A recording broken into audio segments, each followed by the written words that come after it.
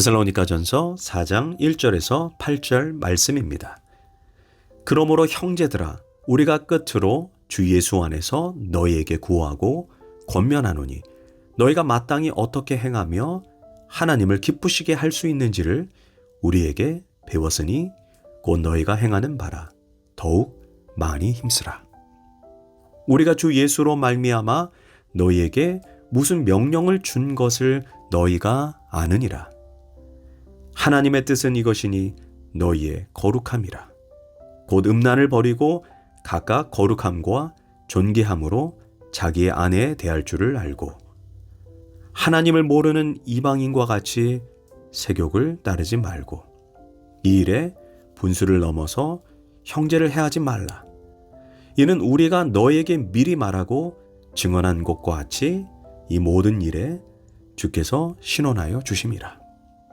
하나님이 우리를 부르심은 부정하게 하심이 아니요 거룩하게 하심이니 그러므로 저버리는 자는 사람을 저버림이 아니요 너희에게 그의 성령을 주신 하나님을 저버림이니라. 아멘. 할렐루야. 오늘도 좋은 날입니다. 데살로니가전서 4장 1절에서 8절 말씀 묵상입니다. 오늘은 음행을 버리고 거룩한 삶을 살라라는 제목으로 말씀을 나누도록 하겠습니다. 현대 기독교인들의 큰 약점 중에 하나가 복음에 합당한 삶을 사는 자들로 알려지기보다 그저 복음을 전파하는 사람들로만 알려져 있다는 것입니다.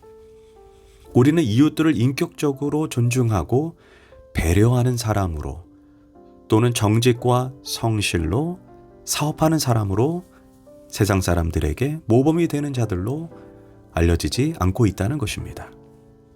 기독교가 너무 믿음을 강조하다 보니 기독교인들의 행함, 기독교인의 윤리에 대해서 등한시하고 가르치지 않습니다. 바울은 데살로니가 4장에서부터 기독교인의 윤리를 가르치고 있습니다. 1절입니다. 너희가 마땅히 어떻게 행하며 하나님을 기쁘시게 할 수 있는지를 우리에게 배웠으니 곧 너희가 행하는 바라 더욱 많이 힘쓰라.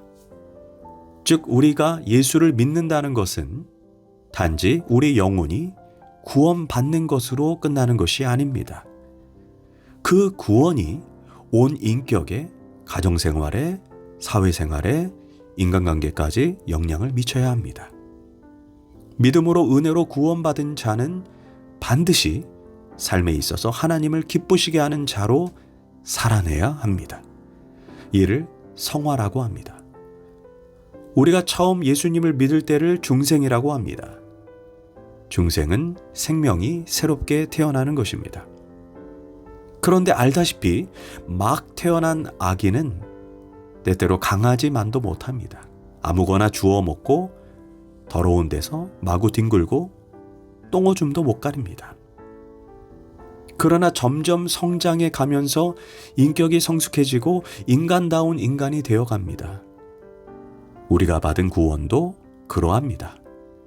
처음부터 영적으로 다 성장한 성도는 없습니다.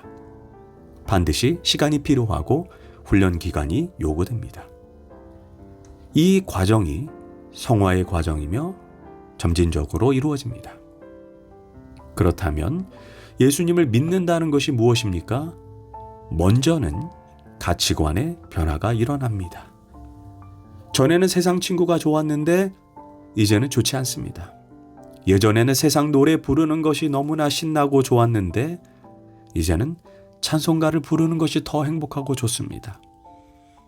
예전에는 세상 모임, 술 모임이 좋았는데 이제는 구역예배, 성도들과의 교제가 더 좋습니다. 예전에는 내 중심대로 살았습니다. 이제는 예수 중심으로 살아갑니다. 또한 육체의 변화도 있습니다. 육체가 가지는 욕망까지도 구원을 받습니다. 예전에는 술, 담배, 쾌락이 좋았는데 지금은 그것을 먹어서는 안 된다고 해서 억지로 안 먹는 것이 아닙니다. 나도 모르게 입맛이 싹 돌아서 맛이 없습니다. 예전에는 본능대로 욕망대로 감각이 요구하는 대로 충동적으로 살았습니다. 그러나 이제는 거룩함을 추구하고 선을 따르고 아름다운 것을 추구합니다. 이런 성화의 단계로 점점 나아가야 합니다. 그런데 데살로니가 교인들을 살펴보면 예수 믿게 된 지 얼마 안 된 신생교회입니다. 물론 예수님을 믿고 첫사랑의 감격이 있고 뜨겁습니다. 하나님 나라의 약속을 바라보고 핍박도 이기고 박해도 이깁니다. 그런데 문제는 가치관과 윤리관의 변화가 아직 없었다는 것입니다. 그래서 바울은 3절에서 이렇게 말합니다. 하나님의 뜻은 이것이니 너희의 거룩함이라. 즉 이 땅을 살아가는 성도들은 이 세상 사람들과 구별된 삶, 정결한 삶, 경건한 삶을 살아야 한다는 것입니다. 그런데 오늘 본문에서 바울은 거룩 중에서 한 가지만 중점적으로 다룹니다. 3절에서 너희의 거룩함이라 곧 음란을 버리고 라고 말합니다. 바울이 데살로니가 교회에서 다루는 거룩은 성과 관련되어 있습니다. 왜냐하면 데살로니가 교회는 로마 제국의 영향권 아래에 있던 이방인 교회였기 때문입니다. 그 당시 로마 제국은 성적으로 매우 문란했습니다. 대부분의 남자가 혼외 성관계를 자랑스럽게 여겼고 아내가 아닌 여자인 첩이나 정부를 두고 있었습니다. 또한 성적인 만족을 위해 로마는 공식적으로 창녀제도를 도입했습니다. 이런 성적인 문란을 부추기던 로마 사회 한가운데에 데살로니가 교회가 있었습니다. 아무래도 데살로니가 교회 성도들 역시 이러한 삶에 충분히 노출되어 있다고 바울은 디모데를 통해 듣게 됩니다. 그래서 바울은 데살로니가 교회 성도들에게 성에 대한 명확한 기준을 제시해 주는 것이 오늘의 본문입니다. 첫 번째, 바울은 이렇게 말합니다. 음란을 버리라고 말합니다. 바울은 데살로니가 성도들을 향해 음란을 버리라고 강조합니다. 여기에서 버리다는 매우 강한 단어입니다. 여지를 남겨놓지 말고 잘라서 완전히 버리라는 뜻입니다. 여기서 음란이라는 단어가 포르네이아인데 이 단어가 포르노라고 하는 단어에서 나왔습니다. 포르네이아는 문자적으로 결혼 관계를 벗어난 모든 불법적인 성행위를 포괄하는 단어입니다. 즉 음란을 버리라는 의미는 결혼을 벗어난 모든 성적 관계를 단호히 잘라서 버리라는 것입니다. 조금이라도 여지를 두지 말고 주저하거나 머뭇거리지 말라는 것입니다. 성도들은 당시의 세상 풍속에 물들지 말고 정당한 결혼 관계 안에서만 성생활을 하라는 것입니다. 둘째로 음란에서 자신을 지키라고 말합니다. 음란을 버리는 것만큼 중요한 것이 음란으로부터 자신을 지키는 것입니다. 4절과 5절입니다. 각각 거룩함과 존귀함으로 자기 아내를 대할 줄 알고 하나님을 모르는 이방인과 같이 세욕을 따르지 말고. 여기에서 바울은 거룩함과 존귀함으로 아내를 대할 줄 알고 라고 말했는데 여기에서 아내라고 하는 단어는 수코스로 이중적인 의미를 가집니다. 사실 아내라는 의미보다 자기의 몸이라고 하는 단어가 더 좋은 번역입니다. 다시 말해 거룩함과 존귀함으로 자신의 몸을 대할 줄 알고 라고 하는 것이 사실 더 나은 번역입니다. 이는 데살로니가 성도들이 남자뿐 아니라 여자들 모두 자신의 몸을 거룩함으로부터 거룩하게 지키라는 것입니다.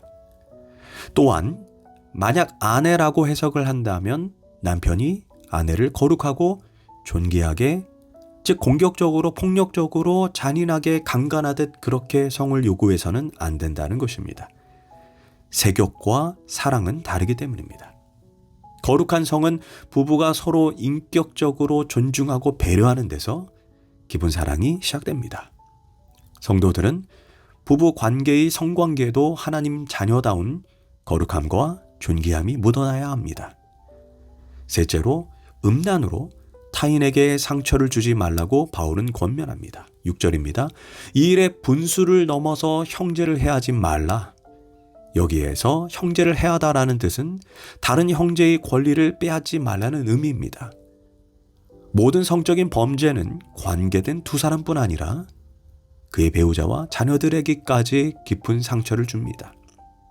이처럼 간음은 다른 사람의 권한을 침범하는 행위입니다.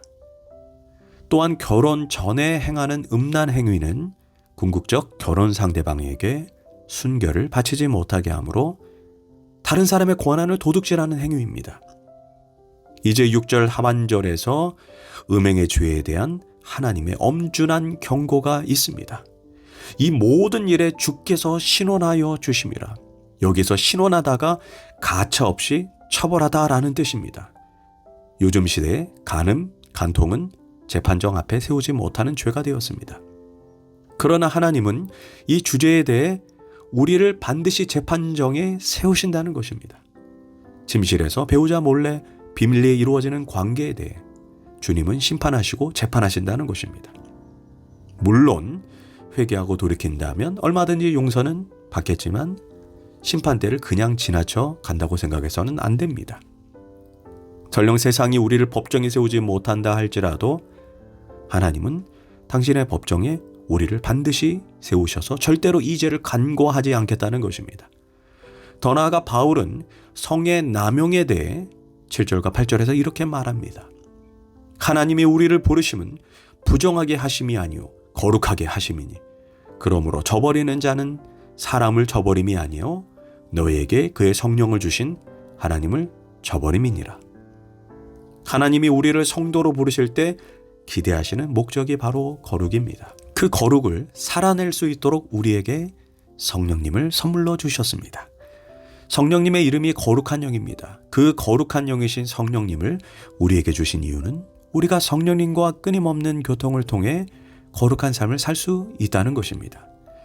그런데 만일 거룩한 삶을 살라고 주신 성령님을 우리가 외면하고 음란한 삶을 추구한다면 그것은 성령님을 주신 하나님을 저버리는 악한 행위입니다. 우리는 거룩하고 성결하게 가정을 지키고 아내를 사랑하고 자신의 몸을 지키는 성도가 되어야 합니다. 기도하겠습니다. 하나님 아버지, 거룩함을 상실한 세대 가운데 하나님의 백성으로 부름받은 성도들은 거룩하고 순결한 삶으로 모범적인 사람들로 세상 사람들에게 알려지게 하소서. 예수님의 이름으로 기도합니다. 아멘.